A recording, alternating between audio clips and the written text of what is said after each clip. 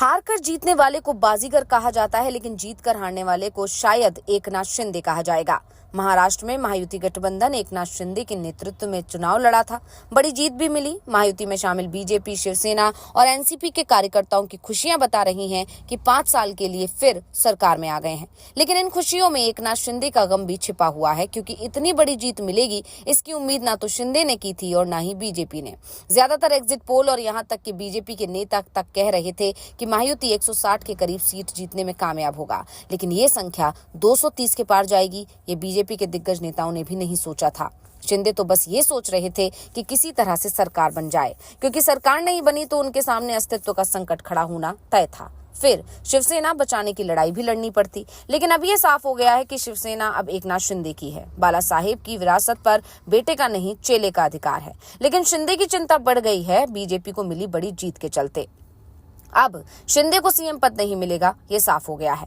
उसका कारण है कि बीजेपी को अब सरकार बनाने के लिए सिर्फ 13 विधायकों की जरूरत है, जिसमें से करीब आधा दर्जन निर्दलीय और छोटी पार्टियों के विधायकों ने बीजेपी को समर्थन देने का ऐलान अभी से कर दिया है। और अजीत पवार और शिंदे की पार्टी ने अंतिम समय पर बीजेपी से गए 8 नेता भी चुनाव जीत गए हैं। यानी शिंदे और अजीत पवार दोनों अगर अलग होने का विचार करेंगे तो भी बीजेपी को अपना सीएम बनाने से रोक नहीं पाएंगे।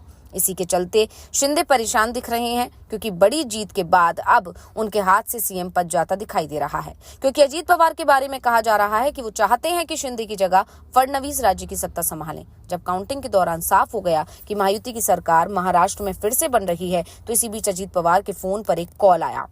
अजीत पवार ने फोन उठाया तो दूसरी तरफ केंद्रीय गृह मंत्री अमित शाह थे।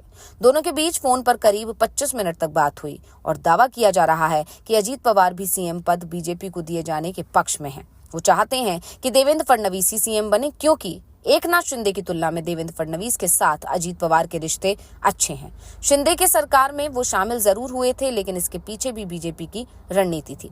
वैसे बीजेपी की तरफ से पहले अजीत के साथ ही सरकार बनाने की कोशिश की थी, लेकिन रणनीति फेल हो गई थी। ऐसे में अब अजीत पवार अगर बीजेपी का सीएम बनाने की बात पर अड़ते हैं तो शिंदे का पिछड़ना तय है। ऐसे में अब अजीत पवार अगर बीजेपी का सीएम बनाने की बात पर अड़ते हैं तो शिंदे का पिछड़ना तय है। वैसे एकनाथ शिंदे बहुत जल्दी हार मानते नहीं दिखाई दे रहे हैं। एकनाथ शिंदे की शिवसेना की तरफ से भी बयानबाजी शुरू हो गई है। शिंदे से पूछा गया कि चुनाव के पहले ऐसा तय हुआ था कि जिसकी ज्यादा सीट होगी मुख्यमंत्री उसका होगा, तो इस पर शिंदे ने कहा ऐसा तय नहीं हुआ कि जिसकी ज्यादा सीट होगी उसका ही सीएम होगा। अंतिम आंकड़े आने के बाद सभी पार्टियां बैठकर इस पर बात करेंगी, तब सीएम का नाम तय किया जाएगा। अंतिम आंकड़े आ भी गए हैं, जिसमें बीजेपी ने राज्य में अब तक का अपना सबसे अच्छा प्रदर्शन किया। एकनाथ शिंदे से पहले शिवसेना सांसद नरेश महस्के का बयान भी इस बीच सामने आ गया।